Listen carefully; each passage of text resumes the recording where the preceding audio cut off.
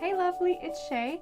I just wanted to quickly talk through why I have started a YouTube channel. A little bit about me. I'm an illustrator, graphic designer, and motion designer, and I've been working in the creative industry for about 7 years now, and I just really want to share what I've learned along the way. So my channel will be for artists of all experience levels. Beginners, if you want to just learn how to draw digitally, I can help you with that, whether it's for work or just your own personal fun. More intermediate and advanced.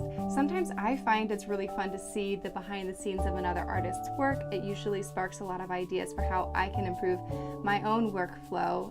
So I'll be sharing, time-lapse videos, some process videos, tutorials, reviews on the tech that I use, all that kind of thing. So subscribe and let me know what you want to see. I already have several videos up to get you started, and I really hope to see you there. So until then, stay sparkly.